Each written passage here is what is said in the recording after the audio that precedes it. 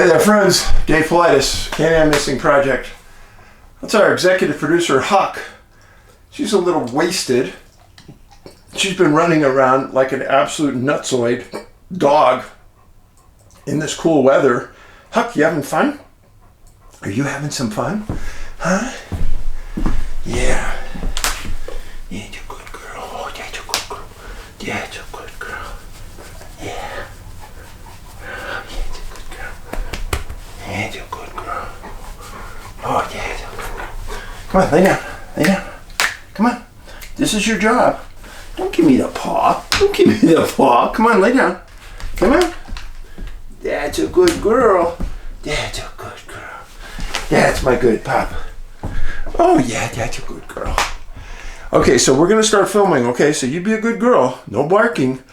Don't wake these people up. They're sleeping through this. All right.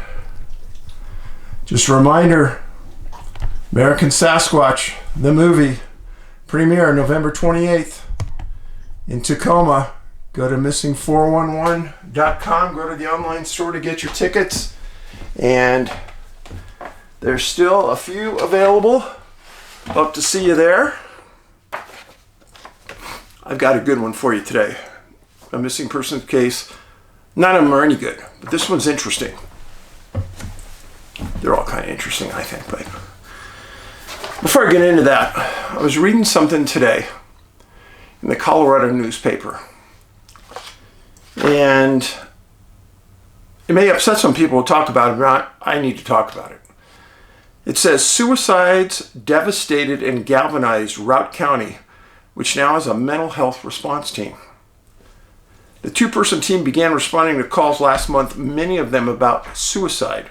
Article dated October 30th, 2025. It started when there was a suicide this summer of a teenage girl on a snowboarding team. It devastated the county. On top of that, Steamboat Springs community lost several of its oldest residents to suicide. Some in their 70s and one at 81. Adding to the rising number of older people in the county and mountain areas who are taking their lives because of stress and isolation. Last year, a father killed his two kids and then himself in a tiny town in Phillipsburg, population 250, just down the road from the ski town. It's been overwhelming for northwest Colorado County, but the compounding losses over the past several years have led to real change. The latest effort is a new program to bridge a long-standing gap between public safety and mental health. A two-person team, sheriff's deputy and a licensed clinical social worker, are responding to calls that involve suicide, domestic violence, and other mental health issues. Bingo. Having just a mental health worker respond is idiotic, too dangerous. Some of these incidents can blow up. But a mental health worker, someone who is highly trained, not moderately, highly trained, can dish out resources that can help people in real need. I first saw this at USC. Ben was going to school for film, and he was in his third year at USC. And this is just when the mental health crisis started to hit our family with Ben. I was introduced to the police, and they're real police at USC, and I was introduced to one of the officers away from Ben.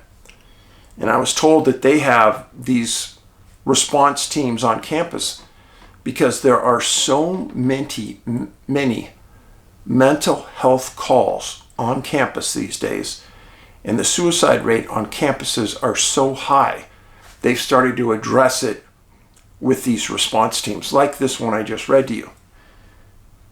Now, what I'm happy about is law enforcement is responding to this, and they're looking for ways to help people in need. In the old days, well, even today, it's still happening probably 80% of the time. Law enforcement officer responds to a house. Somebody has a mental health crisis. They're threatening suicide. Really, my hands are tied. There's only one thing I can do, is I can take you to a mental health clinic for an evaluation. That's all I can do. I can't do anything more. Now, with a mental health crisis counselor on site, they are there. They can evaluate. They can help. They can make recommendations. Whereas, I'm not trained like that. It's a horrific situation, but because there is such a need these days, and there is such a blur between alcoholism, depression, drug addiction, depression, suicide, those lines are so blurred sometimes. Where is the issue? Is the issue on the addiction? Is the issue on the mental health? It is impossible to tell in 10, 15, 20 minutes that a police officer may be on site with you. But having these professionals will help.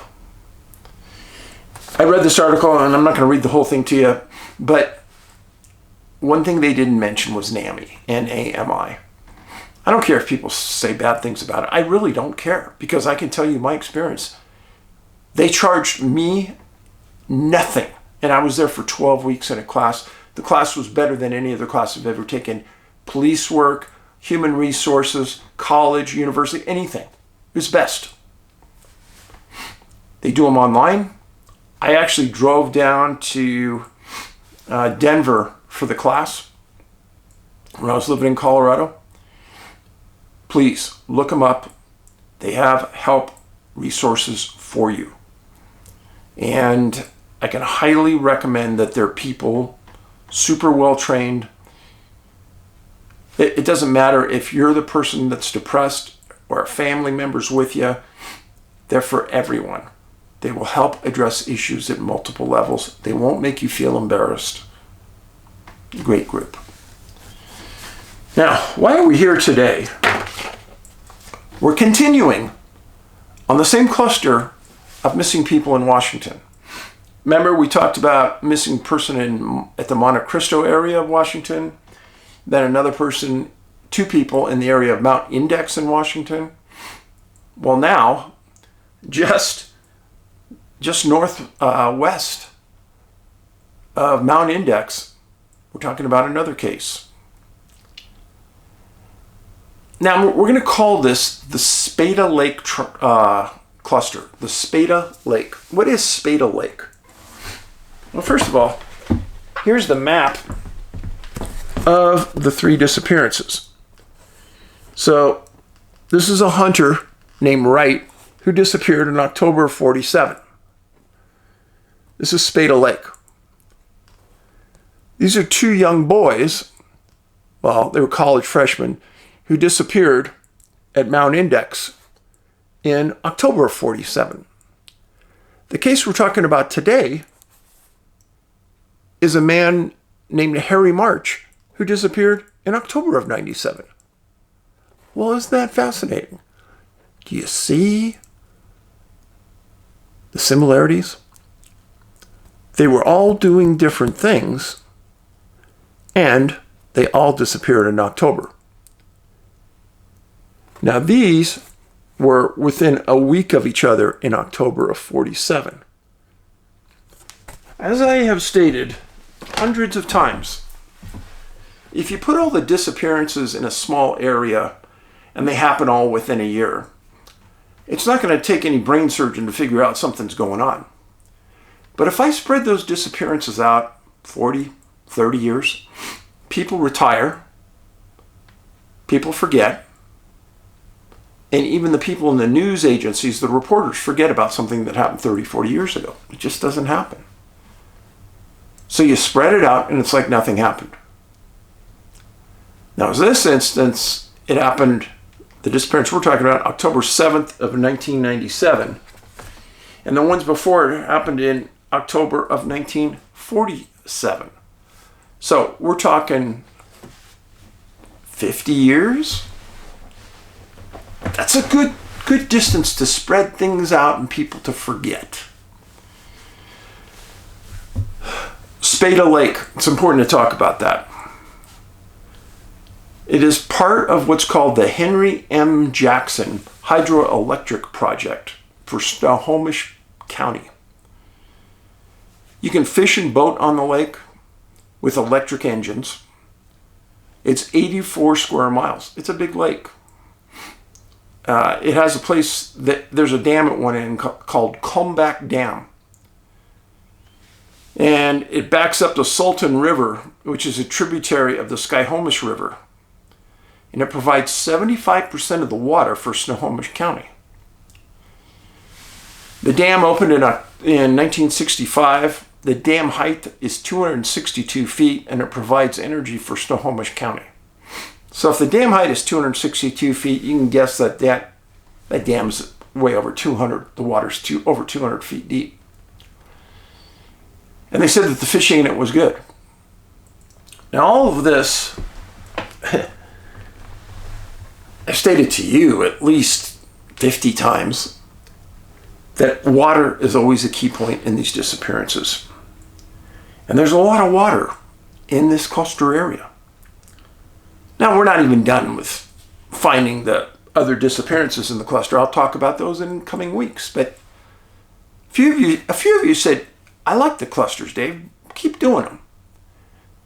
Well, we will. We'll see if you get tired of them, but I'll keep going. Now, the case we're talking about today is a man named Harry Stanley March, Jr. He was 76 years old, missing October 7th, 1997. He was born and raised in New Hampshire. He was a retired Seattle School District teacher. And according to what I looked up the name March, it said in there that it was possibly German. Possibly German. That's all I could find. Now, Mr. March loved to pick mushrooms. Now, you know that they are a subset of the missing that I've described. Berry pickers, mushroom pickers, trail runners. Well, Harry was also a member of the Puget Sound Mycological Society, Mushroom Society. Harry is the second mushroom picker and the second teacher to disappear in the state of Washington. Both of them were members of the same society. And guess what? Harry designed the society's logo. Coincidence? How many times do you have to use that word coincidence before you start to think, I probably shouldn't use that anymore? Well, when I looked into this case originally, I only found a couple of articles online. But it intrigued me because it didn't appear that he had ever been found. But I didn't know. So I made a public records request through the Snohomish County Sheriff's Office for all the documents on the case. You see, Washington has a public records program where they have to release them upon request unless they have some extenuating circumstances. It's sort of like the Freedom of Information Act, but the Freedom of Information Act only applies to federal agencies, not state and city. So Washington has a good one.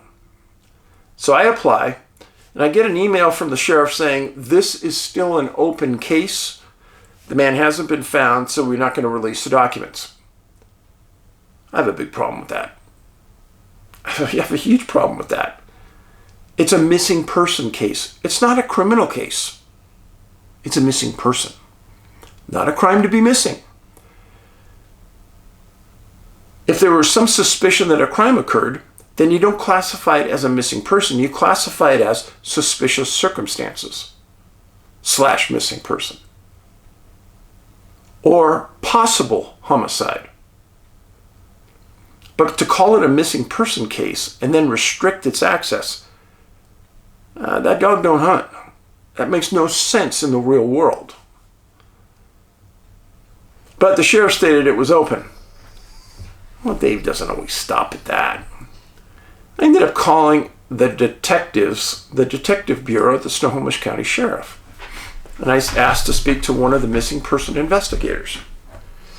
And they graciously gave me to, and I was very lucky, gave me to detective investigator Jim Scharf. Now, before I go any further, some detectives are not good people. Some have an ego the size of Texas. Some believe that their case files are theirs and they won't share them under any circumstances. But my lucky stars have been over me for many, many times. And Jim Scharf was an absolutely great person. Extremely hospitable, extremely open. He knew what I wanted. He knew what I was trying to do, and he helped. So thank you, Detective Scharf. And if you're a relative of his, you give him a hug from me. He was very generous with his time, and he offered to go over the report with me. Not many detectives will do that.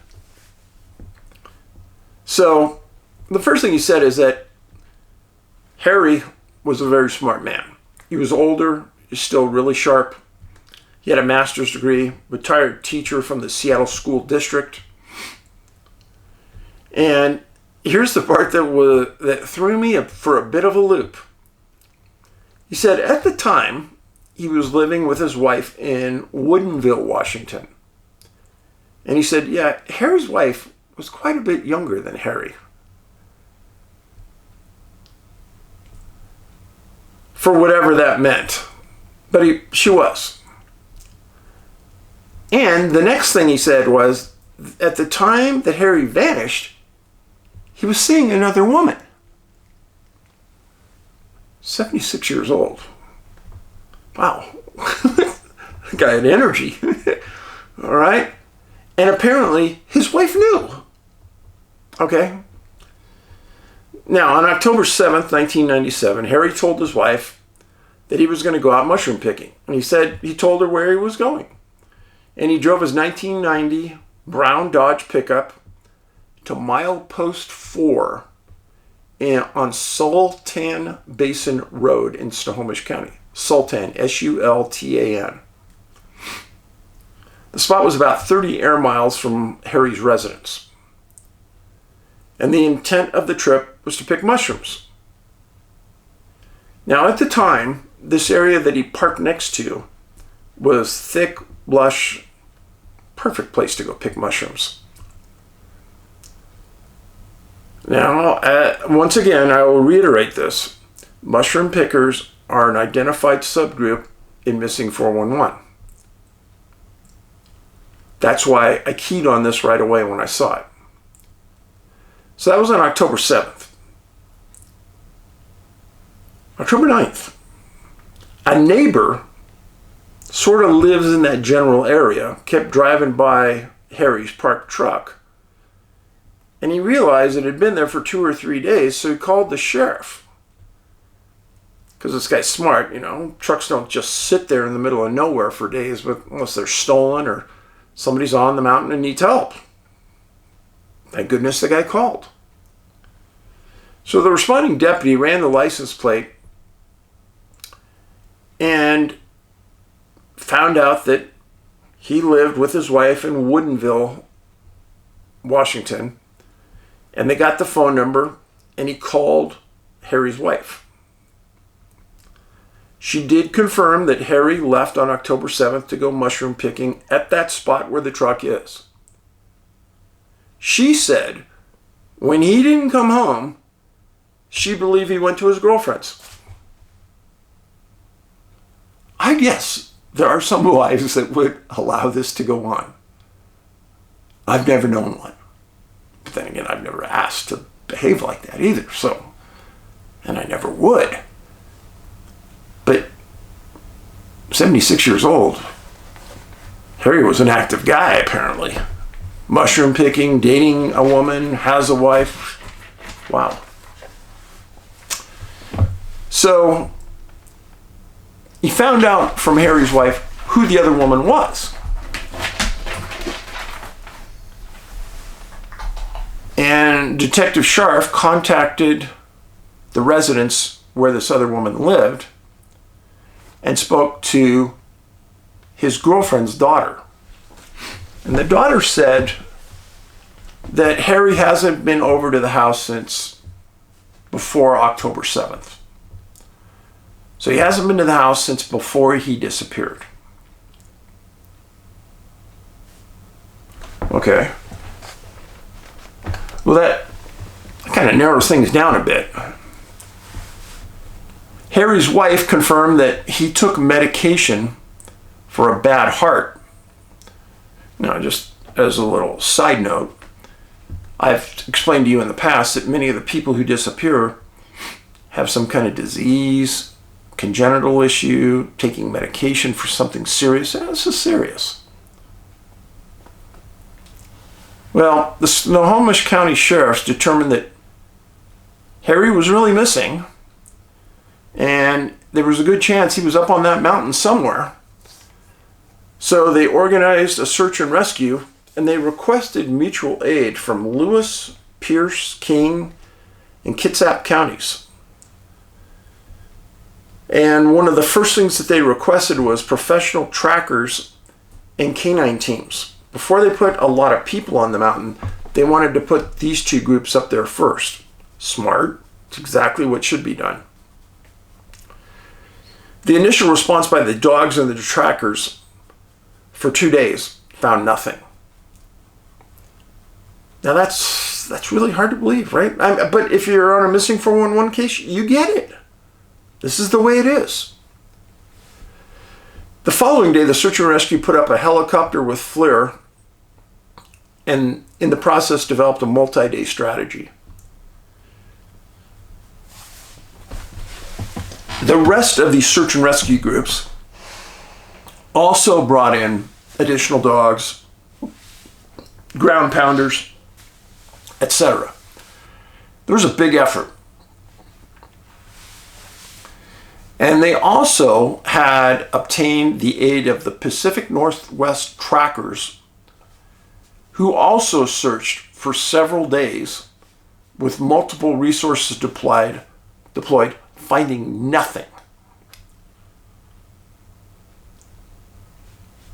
That's weird. That's weird. In 1999, the sheriff's office sent a cadaver dog back into the same area and searched that entire search zone, and they got no hits. Now, what does that tell you? If there was a body there anywhere in that area within 2 miles that could smell it, dogs would have hit on it. So obviously he's not there, right? But how many times have we heard this, and then suddenly the body turns up, right? At the time Harry went to those woods, they were thick, lush, green, beautiful, perfect for mushroom picking. Since his disappearance in October of '97, that entire area had been clear cut. Why that? Well, first of all, the state of Washington owned that land. The state of Washington probably wanted to earn some money, and clear cutting a mountainside earns them a lot of money, tens of thousands of dollars.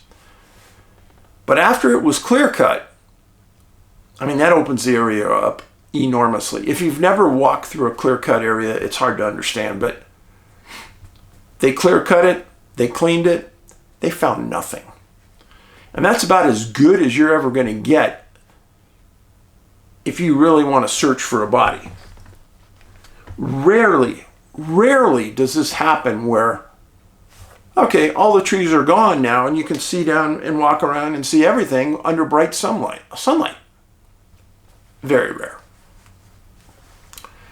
Now, at the time the search originally started, the sheriffs searched his truck and nothing seemed out of shape, nothing was wrong, nothing unusual. As an unusual coincidence, the other woman,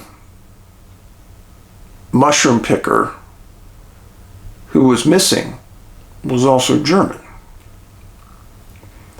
Is it a mere coincidence that the last two people still missing in Washington mushroom picking have never been found, and they were German?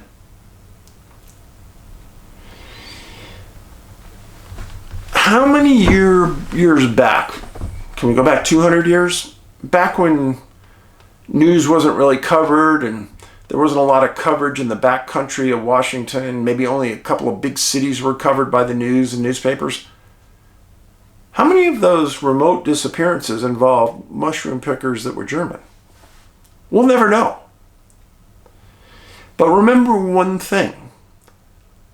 Mushroom pickers, berry pickers, prospectors, they all have something in common. Do you know what that is? They're all looking down. They're concentrating on their target. They are rarely looking up. Right? Now, is there something about the personalities of these people that some entity finds attractive? Is it in their personality? Is it their adventuring spirit? Is there want to be out away from people in the woods? Is it their want to have something healthy and fresh? I don't know. But you got to think outside the box. Remember this, Harry took heart medication. So you have to think, was there something about his genetic makeup that needed addressing? I've had several people say several smart things about, well, maybe some entity is taking us and tweaking our genetics to make us healthier. Seems reasonable, right? And that would seem why these people with these illnesses, injuries, or genetic issues were being taken.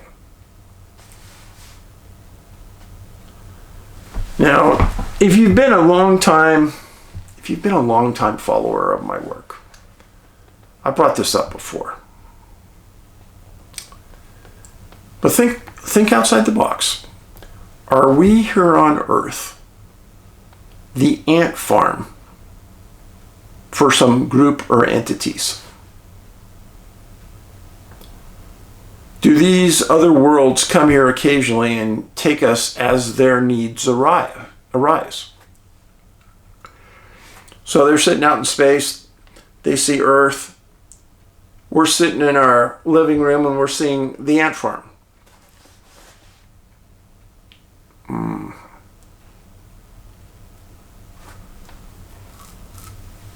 Some people have stated that they're after our blood.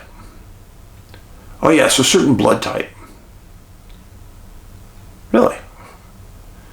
Well, we'll never figure that out because blood type is protected by HIPAA. But what I don't get about that is, let's say it is a blood type. These entities are smart. They know that our blood gets reproduced. If you take out a couple liters of blood, within a short period of time, your body makes that and you're back at full strength. So why would they keep taking people when they could just keep the blood suppliers healthy wherever they're at and just keep taking their blood? Right? Well, no tracks, no scent trail. Harry's been missing for 28 years. The ground was completely cleared, and Harry has never been found. What are the options, folks? You tell me. Snohomish County never believed a crime occurred, as there were no criminal interviews done on any possible suspects. This was handled completely as a missing person case. So, whereas you may think, oh, somebody didn't like Harry dating two women, or somebody got even for Harry, well, that's cool to think that. But there's no evidence of that.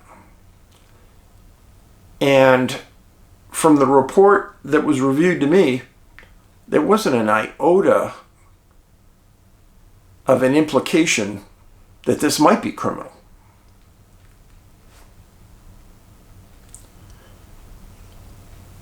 The other thing is, did Harry accidentally on the mountain run into somebody having a small weed farm? I get that all the time as well. No. Here's why. Because when the searchers go in and they cover this vast area on the mountain, they would have found it. And they didn't. And they say, well, maybe they pulled up all their weed. They would still find it. Because people that are growing weed, they have fertilizer, they have special water tanks. It's a very vast area. And when you pull up your stash, usually don't pull everything up. You just whack it off and leave the stubs behind. You can see that the ground's been disturbed. It's an area where they grew something. You would know. No, that wasn't it. So I hate to destroy those ideas, but no. Could it have been a meth lab? That's even harder to move. No meth lab. We keep coming back to this point where things happen for a reason. After so many times you say coincidence, when do you stop and say, okay, there's something here, Dave? The last time I'm going to mention it, the 3 disappearances I have here on this map, October 47, October 47, October 97. Now, hopefully, if God's willing, I'll come back again with another case on this map. And we'll explain it, and we'll go through it, and we'll talk about it. These cluster areas exist for a reason. They're not random. Now, some people say, well, Dave, many of the cluster cases occur in national parks, and that's just because where people always go.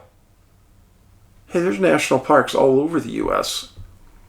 that are in wilderness areas that have no cases that match a missing 411. An example in Washington, North Cascades National Park. There's nobody missing there that matches missing 411. Now, there are cases of missing, but they're all explainable. And they're outside the mode of 411. But that's just an example. And there's other national parks as well. So,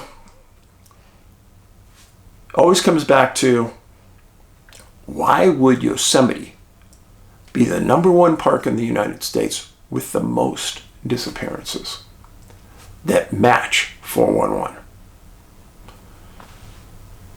And you look at the profile points, and they should tell you why.